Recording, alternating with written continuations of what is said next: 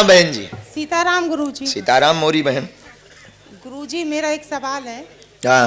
जैसे कोई महिला या पुरुष अकाल मौत शांत हो जाते हैं तो वो कहते हैं मतलब सब लोग कि 10-15 दिन महीने भर घर में ही उनकी वो आत्मा रहती है, तो उनको एक मौका क्यों नहीं मिलता कि वो दोबारा जीवित उसी समय होके?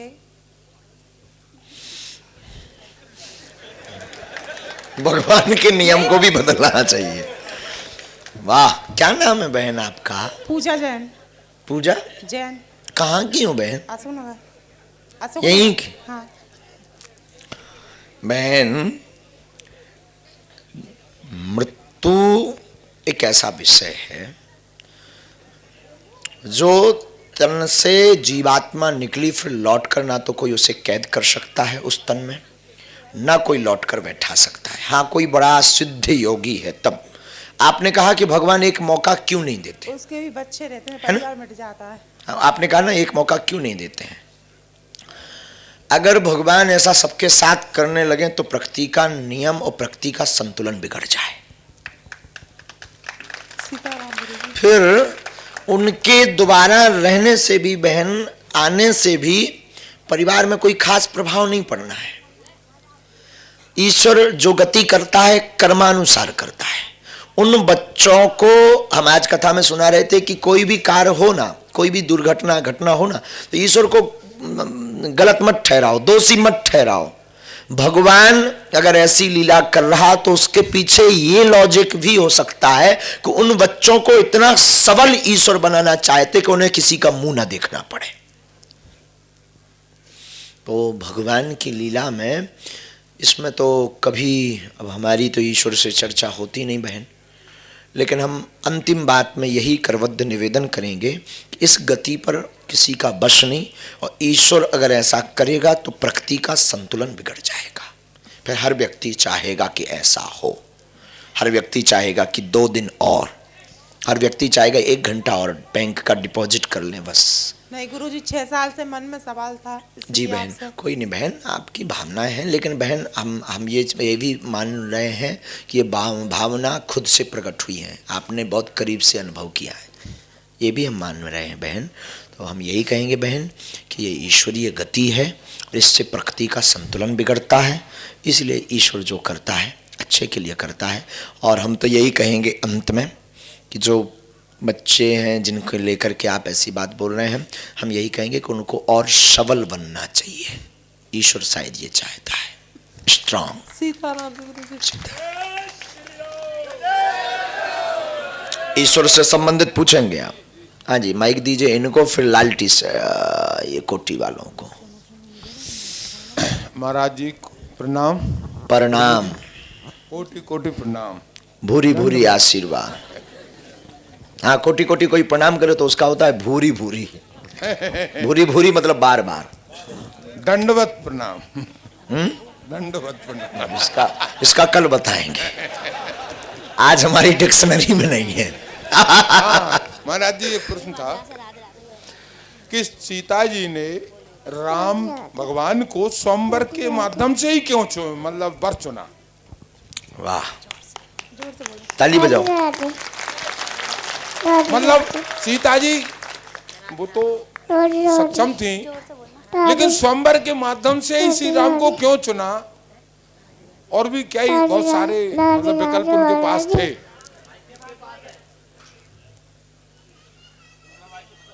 हाँ जी प्रभु, बस सीता जी को स्वयंवर के ही माध्यम से क्यों चुना, इसके बाद भी आप कुछ एक लाइन बोले, हम वहां ध्यान दिए थे। हाँ हाँ, मतलब वो चाहती तो और भी सारे विकल्प थे। बिल्कुल, बहुत अच्छा प्रश्न। इसके पीछे 4-5 तथ्य प्रकट होते हैं। पहला विषय यह है कि भगवान श्री राम जी को संपूर्ण देश विदेश के राजाओं के सन्मुख धर्म की रक्षा के लिए डंका की टंकार करनी थी। उन जो राजा अपने आप को बहुत बलशाली मानते थे, उनके सामने ही धनुष उठा करके उनको टंकार दी।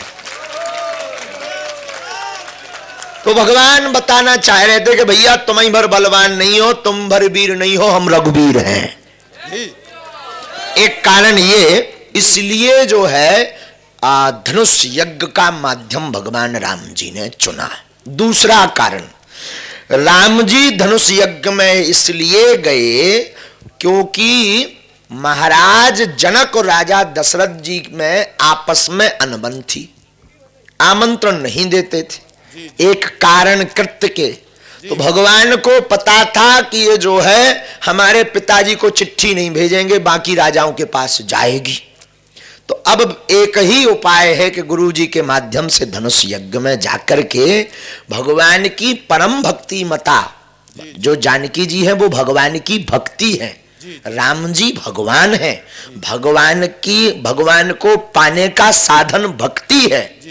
इसलिए भगवान अपनी परम भक्ति मता यानी हमारी मैया जानकी जी को पाने के लिए स्वयंवर का माध्यम चुनते हैं। ये दूसरा कारण। तीसरा कारण रावण को चुनौती देना था। वही रावण जो अपने आप को दिग्विजयी मानता था, चलत दशानन डोलत अबनी, जब रावण चलता था तो पृथ्वी डोलती थी। रावण को लगता था कि हम हैं तो कोई नहीं है। तो भगवान राम जी ने स्वयंवर का माध्यम इसलिए, वह धनुष भंग का माध्यम इसलिए चुना कि रावण, जिस धनुष को तुम उठा नहीं पाए तही क्षण राम मध्य धनु तोरा, भरे भुवन धुनि घोर कठोरा। उस धनुष को हमने एक क्षण में तोड़ करके फेंक दिया।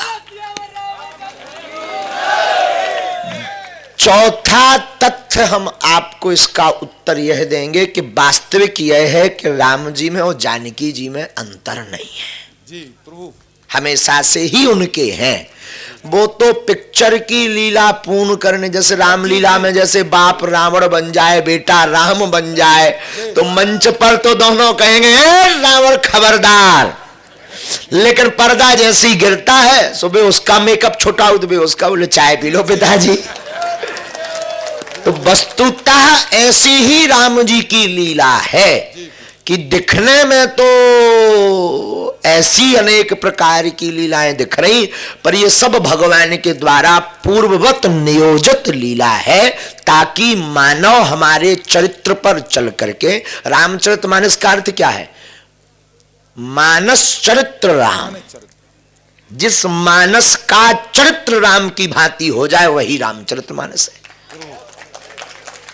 तो ये प्रभु श्री राम जी की एक अवतार की लीला है। इसलिए भगवान ने धनुष भंग, स्वयंवर नहीं कहेंगे, धनुष भंग कहेंगे, वीरता दिखाकर विवाह किया है।